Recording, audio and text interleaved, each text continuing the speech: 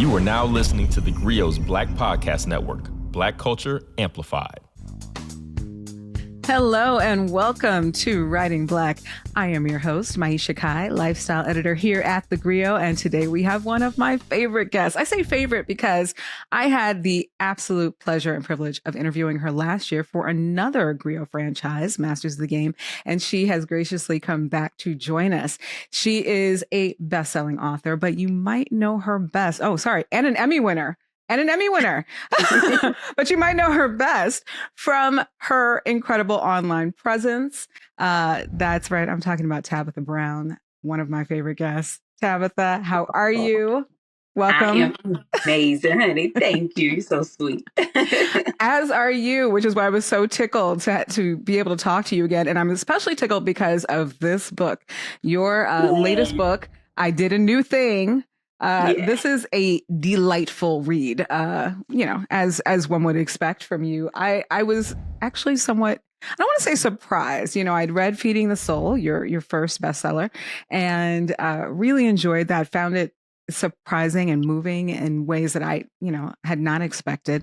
And this book did something totally different for me. So I'd love to hear from you, just kind of, I always like to ask about the genesis of a book. Like, how did this one evolve for you? Well, first of all, I'm glad that you felt something different, right? Because it's a new thing. Yeah. They're completely different, right? Feeding the Soul was more about how I found my way to like Tab, right? Finding my freedom again. I Did a New Thing is about how you can find it, like me showing you some of the things that I do to open up even more of my freedom. Open up more about myself, find out new discoveries about myself, because we all are forever changing, right? So sometimes we don't know what we like. We get in a stage where we've done it all and we're in routine and we don't know what we like right now. And the only way to figure out a new thing that you like is trying something new. Or when you figure out, you know what, I actually don't like doing this anymore, or I don't like this thing, right? So it was all about that for me. I wanted to kind of share my experience of doing a new thing, which I've been doing for years, but now I get to do it in a free space, right? I'm a whole free woman. And so I get to do it and share that with others with the hope of like pushing other people to do the same, discovering something new about themselves. I love that. And I neglected to say the tagline here, which is 30 days to living free. That's what you see in the fine print down here, you guys. I have to say, this book, when I say it surprised me, you think you know a person. No, I'm just kidding. I think people who think they know, what you're about, we see you in Target, we see you on the TV, we see you, and, we know that you're this warm, ingratiating presence. One of the things I loved in this book is, you kind of do give us this kind of clue into how this began for you, and that everything that we now know, us public people, as Tabitha Brown actually started with something like this, with a 30-day challenge. You challenged yourself to eat vegan for 30 days. You were having health issues. You decided to try something new. And here we are now. It's so interesting to me, too, because around the same time you were doing that, I decided to try an entirely new career. So here we are. I love it. I'm a big advocate for trying something new. I call it the power of the pivot, but I like where you're going with I Did a New Thing.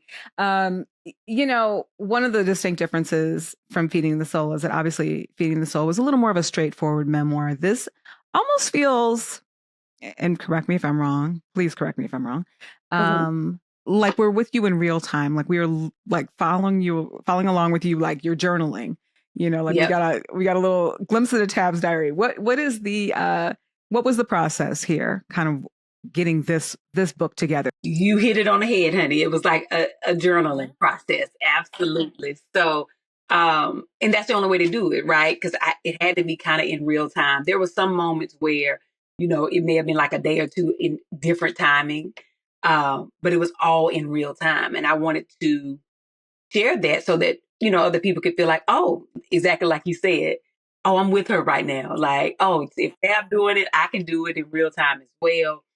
And also that's how you are true to it, right? Everything I have, like I built my whole brand on my word and just on being Tab. And so I had to do it in real time and tell the truth about my experiences and how I felt in the moment. Sometimes when you're writing, even if journaling, if you don't write it right then, you're not giving the true feeling, because after the feeling fades, it goes into something else. You don't necessarily feel the exact same way. And so I was doing a lot of voice recording, girl. Honey, I was in real time. I had to thank God for Tracy, because I was sending her voice recordings like, girl, you gotta write this up, girl. But it had to be in real time. I talk about going to get a mammogram for the first time. Yeah. And so I was literally voice recording while I was in the dressing room, putting on my the little hospital gown and all the things. I'd missed my first one because it was scheduled at the beginning of the pandemic when everything shut down. But I'd finally gotten my first appointment, and now I was back for a follow-up. I initially didn't think too much of the doctor asking me to get another mammogram, one that uses a different and way more intense cup to compress the breast. I just figured that, like many women, my breasts had what is often called high density, and this was a precaution. But it was more than that. After they did the mammogram, the doctor said there was something seen on the film that was of concern and asked me to move to the ultrasound room so they could get a better look. So that stuff is so important, because I want people to feel like, oh, wait, I'm in there with her. I know how she feels. I can almost feel her heartbeat. That was the goal for me. So, yeah. Yeah. And as someone who's gone through that exact experience that you described, I was like, that is exactly how it feels. That is the whole thought process. Like, that is exactly the arc right there. So it was very honest, and it definitely came through. You just mentioned somebody very special who was part of the process of making this book. And, I'm big on shouting out all the contributors and in the formation of something, and you shout her out as well. Tell me a little bit about Tracy Michael Lewis Giggins. Oh, honey. Tracy, first of all, I can't write a book without her. I don't want to write a book without her. I did my cookbook, of course, without her, but because that ain't her thing. Mm-hmm. But she has helped me be the best writer. I always shout her out. I don't believe in like the ghostwriting thing for me, right? Because I tell my story for real, but I also know I don't know how to necessarily format everything. And I can send it to Tracy, and she can help me format. I send my voice recordings. I send all my typed up notes to her. And she's a godsend. She's like my angel. I love her. And of course, she's an amazing author herself. So she is, yes. I feel like she's my mentor, right? Which is why I always, put her names in my book. I always talk about her. I always uplift her. And it's so crazy. I've had so many authors, I'll call them authors, who have said to me, "Oh, you shouldn't talk about the person who helps you." I was like, "Why would you not talk about the person who helps you write your book? Who does that?" And then I realized in reading books, I go through, I'm like, "Oh, they don't mention their person who helped them. Why?" To me, that it's almost, I don't want to shame anybody because that's their business. But it's almost like you telling a lie if you say you did it all on your own and nobody helped you. I'm only as strong as my network, right? I'm only as strong as my team. And Tracy is part of my team. And without her, I couldn't get this done. I have a crazy schedule. And honey, it'd be 2 a.m. I be sending her messages, voice notes at 2 a.m. I woke up and I'm like, oh God, I got to put this in the book. And, I'm typing up stuff late at night and sending it to her, and I know stuff is misspelled or formatted wrong, and she gonna fix it for me. She gonna make sure it's perfect for Tab, And without her, I couldn't do that. So I love her. She is a godsend. Make sure y'all get all her books when she write them, honey. She is Black Joy. Let me just tell you that. She's a phenomenal writer. Yes. And both of her own work and of those that she assists and helping bring their work to fruition. I always like to say, people talk about, now I don't have children, but people always talk about it takes a village to raise a child. It also takes a village to get a book out, whether you're talking about agents or co-writers or editors or whoever. So I personally appreciate that you did that as an editor myself. I appreciate that shout out. We are going to talk more about I Did a New Thing, 30 Days to Living Free by our friend Tabitha Brown in just a second when we come back with more Writing Black. It's the secret story you haven't been told. Good morning, comrades. The Harlem Renaissance in the Soviet Union. Renowned poet Langston Hughes and some of his Harlem Renaissance friends were given the opportunity of a lifetime. Travel to the Soviet Union to make a movie. We are here to do something grand, and we must look the part. But not just any movie. A communist propaganda film for a Black American audience. The project is meant to inspire a revolution here. If Russians believed in our revolution, nothing can stop us. Young, Black, and free to enjoy life without rigid rules on race and sex. They do not do this sort of thing in Boston. Sure they do. They just don't invite you. But trouble soon followed. How are we supposed to make a world-class film with a bunch of amateurs? No!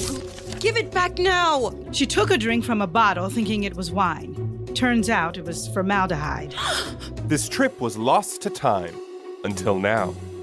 Harlem in Moscow is an audio drama based on the true story of this pivotal moment in Black history. Join us for the exciting adventure to the Soviet Union. The revolution! What was that? Listen to Harlem in Moscow, starring Grammy Award-winning poet and producer Jay Ivey on the theGrio Black Podcast Network or wherever you get your podcasts. Starting on March 25th. Comrades, we've been screwed.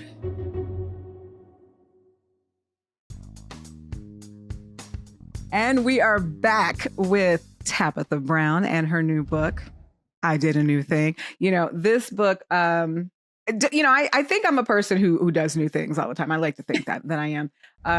It definitely inspired me to do new things. And I don't know that I'd ever thought of it in the context of living free. I would love for you to further explain how you feel this is a conduit for people to live freer, to really expand their horizons, so to speak.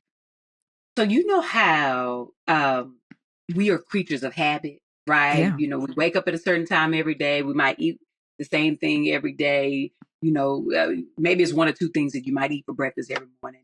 Got your go-to lunch thing. You have your go-to way you go to work, whether you work from home or if you go in there. Like everything is routine. Mm-hmm. And routine sometimes doesn't give you freedom because you don't want to stray away from, I might be late if I stray away from the routine. Oh, it might not work out the way, I normally do it if I stray away from the routine. That's kind of putting ourselves in a little box.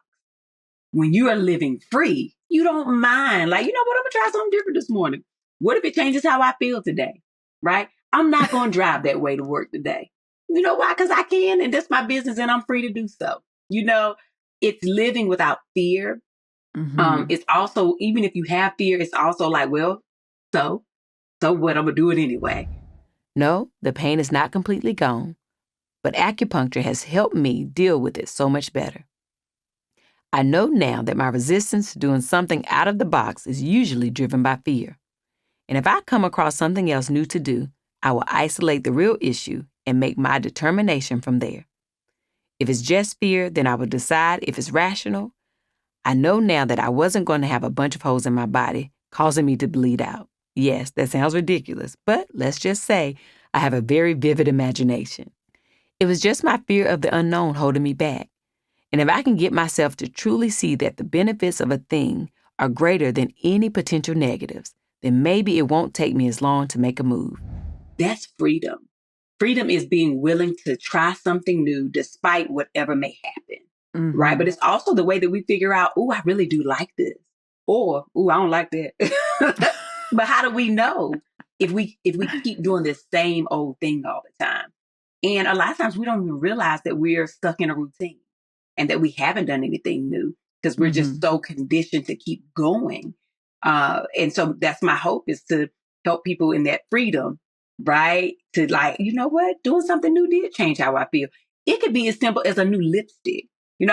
Even a new look right? A new outfit. Like I talked about my birthday dress last year. Your red dress, yes. Girl, I wore a dress that was hugging the hips. Right now, I've lost weight since, but it was something that I didn't realize I was dealing with. I was like, for a while I had started wearing, and I still wear like loose clothes because I just love like free flowing stuff. But there was a time where I used to wear a lot of like form fitting things.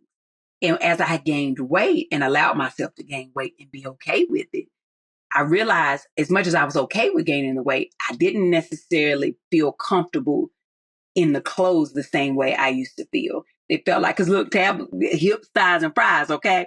And the attention that I was getting, I didn't necessarily like. And I realized like, oh, why don't I like that? I mean, I know I have, certain things I keep for my husband, but sometimes it's like, girl, it's just a body. As my daughter would say, Mommy, girl, it's just your body. It's just your curves. Like, what's wrong with that? But I wouldn't have realized that if I didn't say, you know what, I'm going to wear something different. I'm going to go outside of my norm. I'm going to wear a little something that's a little more form fitting. And everybody kept saying, now this is the crazy thing. What I realized is now in my mind, like, oh, I had gained like a good 15 pounds, like during the pandemic, like most of us, probably 20. Okay. That I had to get off. But I was wearing loose clothes so much that when I wore that dress, everybody kept saying, girl, you lost weight. I'm like, no, I have not. But it's because I always wear bigger clothes that people never saw my body.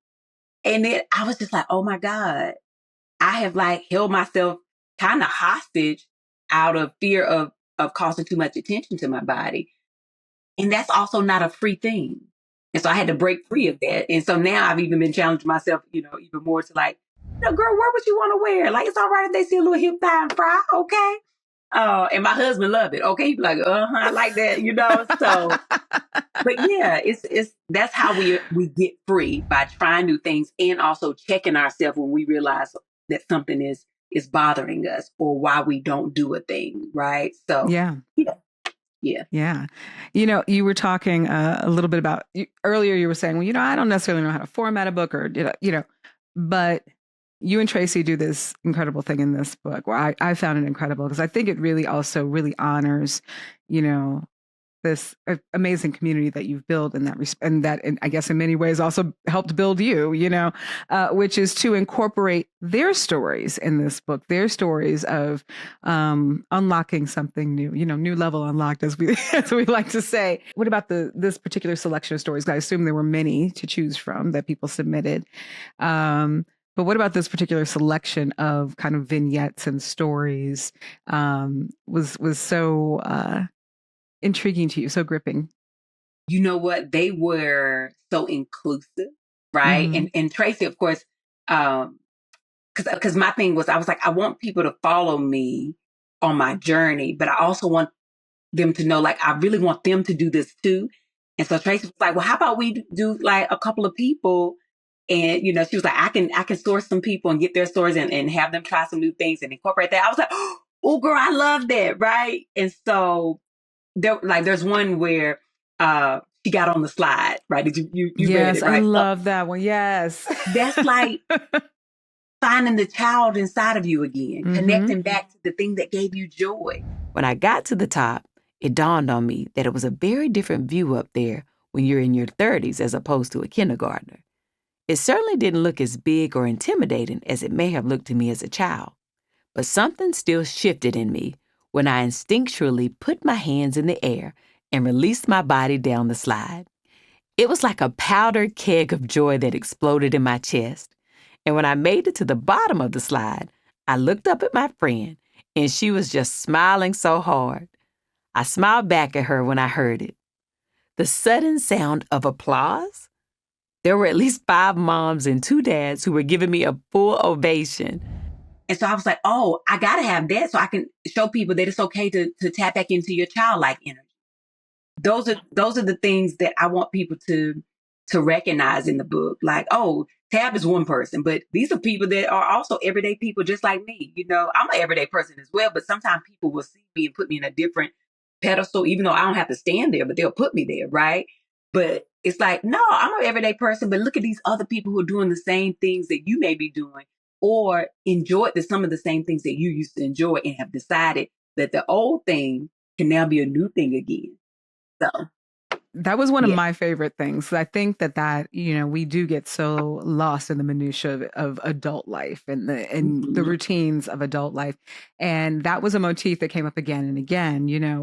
Speaking in that writer speak, right? The motif, but this idea of like not forgetting that child. We hear, psychologists will speak about nurturing your inner child and things like that, but this felt very tactical. It felt very relatable to me personally, in terms of, oh yeah, I did love to do that thing. I love to do a puzzle, or I love to draw a thing, and I never do that anymore. Like those kind of things that I thought were so fun. But I also loved that you attached this to very, I think, relatable aspects of adulthood, like raising children. That sometimes the new thing that you found was something to share with your child, right? And I think this is always an interesting thing for writers when you are integrating your real life into something. And you do it pretty generously. Obviously, the world knows your husband. This is my husband. I'm Chance. What's up? Honey, bring the beat in. Friday. A lot of us know your daughter through social, at least virtually, right? We think we know these people. More and more we're seeing your son.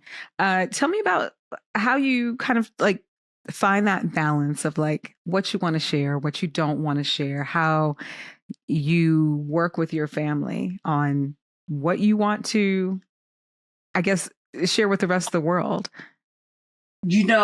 Family is first for me, right? And so I can share so much about Tab, and it's whatever I feel safe with sharing.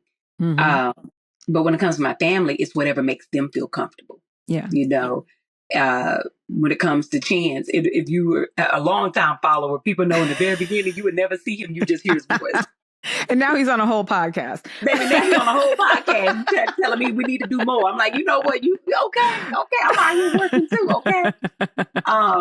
But very early on, my daughter would, when I would cook live, she would come on and give her little sprinkle of Jesus, as she used to call it. She had a little thing that she would read to the people when I was cooking, and she was in high school then. And my son he was 5. He could barely even see over the countertop. And people have seen them grow up in the last 6 years. Even with my stepdaughter, she came in and lived with us after she graduated from college for a while. She never wanted to really be on camera. She'd be like, I don't want to be on camera. I don't want to be on camera. And then sometimes she would pop in, sometimes she wouldn't. And she realized, very soon, like that ain't her thing necessarily, and I always respected that. I didn't want to make anybody feel uncomfortable. And so I was just like, okay, I know what I'm comfortable in. The camera don't bother me. But everybody is not the same. So I always respect my family and their wishes and what they feel comfortable with. And my son, he 11. Child, some days he might be cool with being on camera. And some days he'd be like, I don't want to do it. I'm like, okay, all right, you ain't got to, because I'll be like, let mommy do your hair. I'm doing down a recipe, okay? Let mommy do your hair. He'd be like, okay, but I don't want to be on the camera. I don't want to talk. I said, you ain't got to talk. Mommy's just going to do it. But if I feel like he doesn't even feel comfortable with that, then I won't show it, So it's really what my family feels. I am big on making sure that they feel comfortable, because also I'm just mama and I'm white. Right? Tabitha Brown is who I am, but for a lot of people, it's like, oh, that's the brand of Tabitha Brown. But at home, I'm Tab and I'm mama, right? And that's it. And I want my kids and my husband to always feel that. But I always share things that I feel can help people, right? To also show how relatable I am. I'm a real woman out here. Like I told you, I'm going through perimenopause, and I've been sharing about that. Lord have mercy. Whew, try not to have a hot flash as we speak. But it's really about just being true to myself. And there's sometimes where it's things where I'm going through something, and it's like, if I don't share a little bit of this, then I don't feel like I can be completely real in my videos. So I gotta share this, because then it's like, oh, now some stuff is private and it ain't nobody business, okay? I've been with my husband for 26 years, a whole lot of things that y'all don't know. People think they know. They don't know, right? And family stuff is private. But I will share what I'm comfortable with sharing, and as long as my family is comfortable with sharing. Absolutely. I love that. And we're going to talk a little bit more in just a second. We will be right back with more Writing Black and more Tabitha Brown. Y'all, come look at what Michael Harriot just posted. Black Twitter, come get your mans. It's his podcast episodes for me. I was today years old when I found out Michael Harriot had a podcast. Subscribed. I'm world famous white peopleologist Michael Harriot, and this is theGrio Daily. That's right, the Black Twitter King has a podcast, theGrio Daily with Michael Harriot, every Monday, Wednesday, and Friday on the Grio Black Podcast Network, and accessible wherever you find your favorite podcasts. All right, we are back with Tabitha Brown, who has written her latest book, I Did a New Thing, 30 Days to Living Free. I consider you a friend of the Grio at this point, Tabitha. And, I know that there are legions who consider you their friend. One of the things that really stuck out to me in this book, and it was a part for me, I don't want to call it a trigger, but it was definitely a part that I think it definitely triggered some tears for me. Like because you dig into something that I think we are getting a little more comfortable talking about in general. But, obviously when we're children, friendships feel very, high stakes and blah, blah, blah. But we don't give as much respect to how those kind of transitions in and out of friendships occur when we're adults, how difficult it is to manage those relationships sometimes, how they don't always allow us that space to live free or expand, I guess I should say, to grow in certain ways. I think you wrote about that in a really poignant way. There was something there that, again, for me, really struck a chord that was really deep and sharp. And I kind of wanted to talk to you a little bit about that. Obviously, your life has changed dramatically and within the space of a decade, and in some ways, it sounds like in ways that you've had to kind of run to catch up with. So I can only imagine how, that has been for the rest of your circle. But I think, obviously this is a show about writers and writing, but it's also a show about living, and how we bring that to our work, how, particularly as Black writers and in this conversation, Black women, there is sometimes that need to be everything to everybody. And there's that need to, or that desire at least, and that realization that we can't be, right, and that sometimes there's not enough space. When you wrote those passages, obviously you're now recognized pretty widely. Did you think about whether or not this would be an opening, for conversations that maybe needed to happen, or did you think of it more as and that's that on that, or as you might say, very good. You know how people post on Facebook and social media because they trying to get attention, and they want somebody to call them or say something instead of saying it to the person they post about it. Yes. That ain't what Tab do. Okay. So I said what I said, right? As you were saying. But no, I love and still love the friends that I had in their season and in our season. But I also live a life of obedience. I didn't close the door. I live a life of obedience, right? And so when God tells me that it's time to close a chapter, I close the chapter. And I'm not going to argue with God about it. So I certainly won't argue with anyone else about it. Now, do I still feel the pain of loss? Absolutely. I probably will for a long time. I keep thinking about the holidays and how I'd normally be celebrating with some of these same people, but I have to trust God and believe that He knows what's best for me, that He is protecting me. Yes, it was one of the best, most fun chapters of life, but it's a closed one now. Honey, Tab is not going to sit here and pretend like intentionally letting someone close to you go doesn't hurt. All the times I've had to do this, it definitely still pains me. And I think what hurts the most is that I thought the relationships were more than they were. He also will show me, he'll give me every single piece. He'll lay it out for me. He'll say, look at what the friendship was. And as I looked at those friendships, I realized that a lot of them were one-sided. I was doing a lot of pouring, a lot of trying to save, a lot of trying to keep, but they weren't doing the same. And I had to be honest with myself and say, you know what, maybe I'm not, the friend they need in the next season of their life. And maybe, they're not what I need. That's a hard thing to say and believe and digest, right? And to recognize. But what I realized is that when you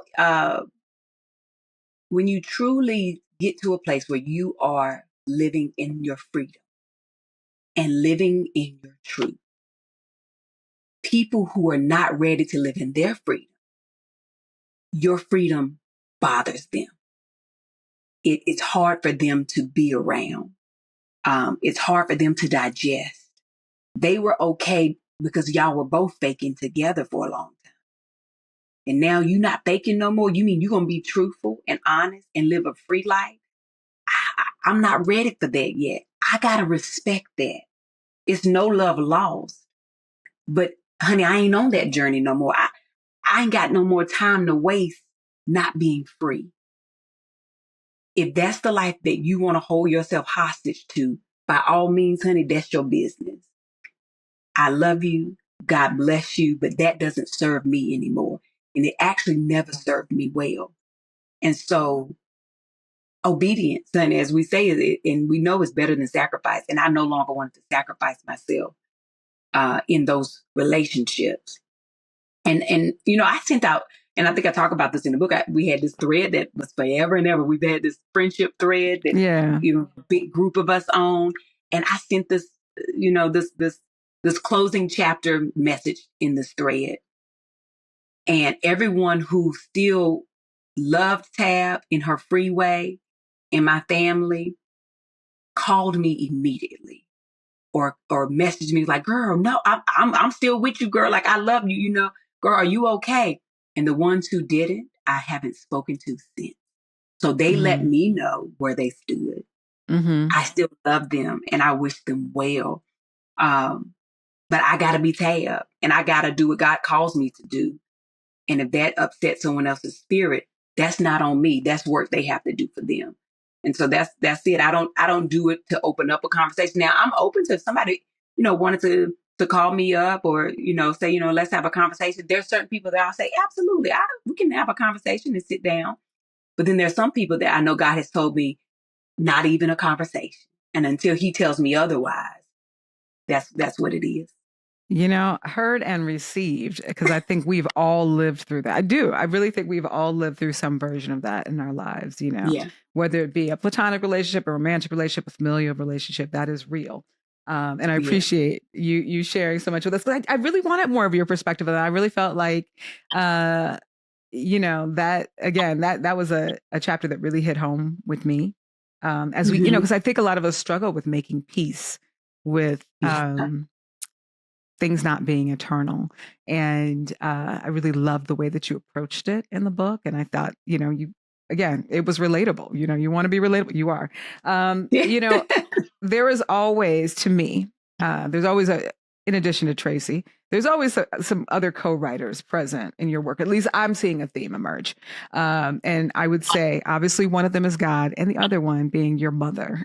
She seems to be ever present. And I dare say I am not the only person who follows you who feels like they know her as well. Like they've gotten to know her through you. Can we talk about writing Patricia and what that has done for you? I guess in the continual process, as I think like grief is not a linear thing. It is not a finite thing. And it's not even always grief, right? Sometimes it's a celebration. But, again, when we talk about writing on this show, I'm always so interested in all aspects of it. And you are a person who I think is, uniquely positioned to talk about the very spiritual aspects of telling your story or telling any story, sharing a story. So I would love to hear if you feel like she's a bit of a co-writer for you and how that feeds your narrative, I guess, how her narrative feeds yours. It's so funny that you said that because I was like, I want to do a movie called The Book of Patricia. My mother, God rest her soul, is forever present in my life. And she told me that these days would happen, right? But what she told me before is that people will know my name because of you. And it always sticks with me. And I do it intentionally and unintentionally, right? I just share because I just had such a great mother and a great relationship with her. And anytime somebody says her name or they talk about like the dimes, it blows my mind because I'm like, oh my goodness. I share because it's real for me, but it's exactly what she said, because the one thing she said, not even death can stop your purpose. She was like, people will know who I am and what I was about because of you. You're going to make sure of that. When I decided to try Mojave Ghost, it unlocked a part of my mind where my memories were held. Memories of my mama. While she's no longer here, I experienced the gift of her presence in that moment. This new thing has triggered so many wonderful memories for me, and sometimes that's the point. We don't always have to look for the deep word or meaning in these efforts to try something new. Sometimes doing something you'd ordinarily not do simply puts you in a position to receive something sweet. And I didn't know, in 2007 how I would do that. Yeah. I didn't know what she meant by that, but I do now, right? And so I can't tell stories and, share things about my life without including her. She's such a big part of it.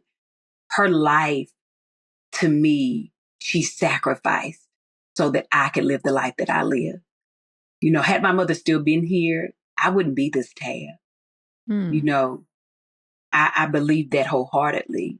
She had to transition into a higher power in order to help me get to the next level of my life. And when I say that, I mean the next level of compassion, the next level of understanding, the next level of belief,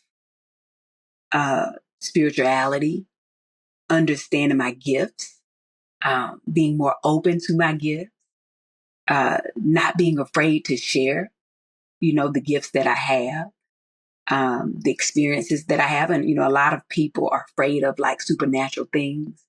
My mother knew I had a gift. My mother had a gift. I used to be so afraid to share, about this gift that I have. And before my mother passed, she sat me down, or I sat beside her. She was in her hospital bed in her bedroom. And she said to me, "Are you ready to talk?" And I said, "Talk about what?" She said, "About what you see." And she had known, for years that I would have dreams and I would talk to her about it. But I never really told her about like the visions and stuff that I would see sometimes. Because that was kind of scary. And when she said it, it just validated me in that moment. Like, oh, I'm not crazy. And she was like, it's all right. That's your gift. God has given you so that you can see things that he needs to show you in spirit. She said, but you will need help with that. She did tell me that in that season of my life. And I would have never been able to be this Tab had she not did that for me in those moments. I always tell people my mama died 2 times. She died September in 2006 and she came back and she lived a whole nother year and died the next September. And that year was for me. I always say that she left so much with me in that year that I use every day, that I feel every day. I don't exist without her, right? She gave me life. Like God chose her as the vessel to bring me through. And I still have her in me. Like, it's like she transferred something inside of me when she left Earth, when she left here in the physical. But her spirit is just so strong that even people, they be like, Tab, I found a diamond today. And I feel like it's your mama. Like, I'm talking about strangers that I've never met before, right? And then, you have some people, and I grew up in the church, but I'm not religious. I'm very spiritual. and my mama later in her life was a pastor, and she told me, she said, don't you ever get caught up in religion. You get caught up with your relationship with God, and you trust what he shows you and what he shows you alone. And so some people, they get so caught up in religion that they miss the opportunity to really see God and have a real relationship with him.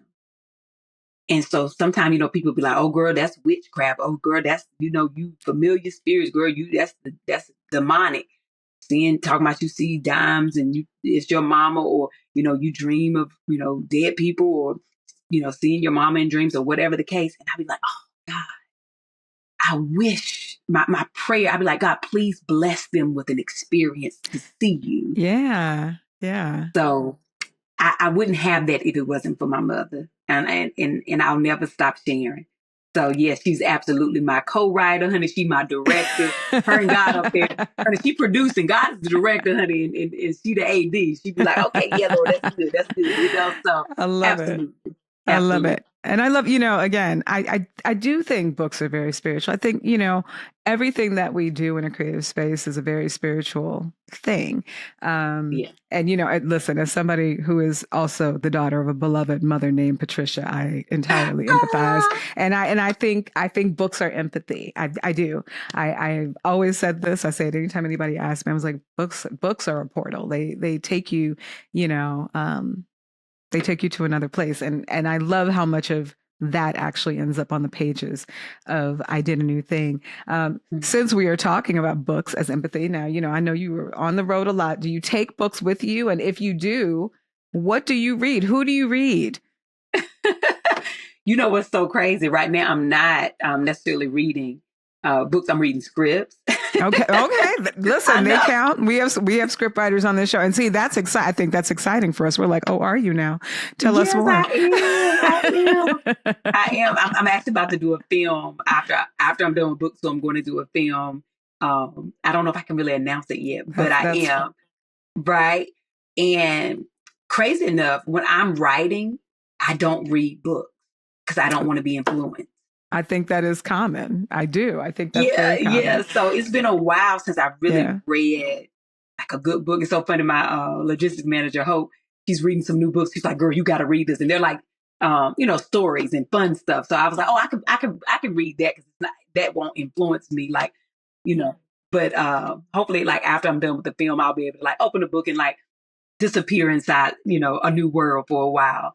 But it's been quite some time since I've read a book. I did, I read certain things like I have a book like it's a School of the Seers, things where it pertains to my gifts, like the 5 prophets in the Bible, like different things that I'm just studying per se that God has called me to read and research or review. But they're not necessarily books because he doesn't want me to read the book. He wants me to read pages, if that makes sense. So, but yeah, I don't have anything. Yeah, I don't have anything right now that I can be like, oh, I'm reading this right now. So, but I get so many books. I got so many books at the house and I ain't had time to read. And, I've been writing books. You and me both. It's the only thing about hosting a books podcast. I got a lot of books. Yes. And I love that you actually said that sometimes God wants you to just read pages, because one of the things that I did forget to ask you, and I meant to, but this is a perfect ending question for us, because I always want to know, especially with a book like this that is so engaging and so interactive, how you hope people read this book. I mean, do you hope they will read it in one fell swoop, or is this the kind of book that you feel like people can open it up day by day and get what they need and keep moving? You know what I mean? Because I love that it is really, it really is arranged in wonderfully digestible bites for those people who don't necessarily have the time to sit down and do the whole thing, How do you envision people engaging with this book? I want them to do it however it feels right for them. Right? That's my thing. However it feels right for them. Honey, do a new thing. If you normally read it from, cover to cover real quick, maybe take it slow. If you normally, read it slow, maybe speed it up a little bit. Do something new with it, but do it your way. I do say it is fun if you read what I did on day one and then challenge yourself to do something new, then come back to it. So if you want 30 days to read it, honey, that's your business. Take 30 days and do it as well. But however you do it, honey, it'll be the right way for you. Okay, I love that. You heard it here first. Do a new thing with Tabitha Brown's I Did a New Thing. 30 Days to Living Free. Tabitha, thank you so much for joining us here on Writing Black. It is always a pleasure to talk to you, and best of luck with all the things that we can't wait to hear about the film. So I'm gonna sit tight for that news. I'm sure we'll be reporting on that here at theGrio. That's right. And we will be here to talk about it at theGrio. So thank you so much, and have an amazing day. Much. I appreciate y'all. theGrio, I'm always so grateful for y'all. Y'all have always supported me. So thank you so much. And then look, until next time, y'all go about y'all business and have the most amazing day. But even if you can't have a good one, don't you dare go messing up nobody else's here. That part. Thank you. I'll see you next time, huh? All right. Bye. Well, listen, I love Tabitha Brown, in case it wasn't obvious. It's very rare that someone is the same in real life as they are in their other personas. My experience of her has been exactly that, and I hope that all of that shone through. And I highly recommend I Did a New Thing. It will surprise you, it will delight you, and it's just really a fun and engaging and sweet read that I think is also really proactive. But this is the section of Writing Black where we talk about recommended reading, and I like to call this section My Favorites, and we would be remiss if we did not recommend a read by Tracy Michael Lewis Giggets. This is the co-author on I Did a New Thing, but she's also an author in her own right. And Black Joy, Stories of Resistance, Resilience, and Restoration is a personal favorite of mine. I come to it again year after year. I think just like I Did a New Thing, this is a great book that you don't have to read in one fell swoop. You can read it in pieces. You can just tap in when you need a little dose of joy, which, listen, we all do sometimes. So Black Joy, that would be my recommendation for this week. And, I hope wherever you are trying new things, finding Black joy. And I'm so grateful that you come and hang out with us here on Writing Black. And I hope you will continue to do that. You can catch up on all back episodes on the theGrio Black Podcast Network. And until next time, be well and get in some good reading. Thanks so much for joining us for this week's episode of Writing Black. As always, you can find us on the theGrio app or wherever you find your podcasts.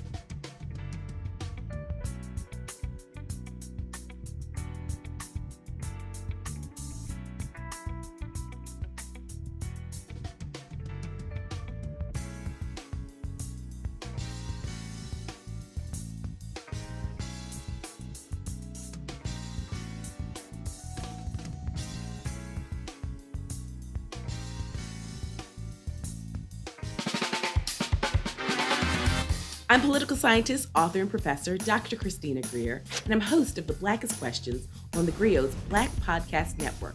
This person invented ranch dressing around 1950. Who are they? I have no idea. This all began as an exclusive Black History trivia party at my home in Harlem with family and friends. And they got so popular, it seemed only right to share the fun with our Grio listeners. Each week, we invite a familiar face on the podcast to play.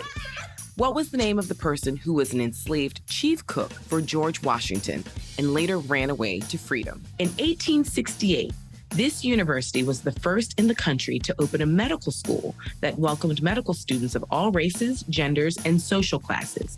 What university was it? No, this is why I like doing stuff with you, because I leave educated. I was not taught this in Alabama public schools. Question number 3, you ready? Yes. Let me try to redeem myself. How did we go from Kwanzaa to these obscure...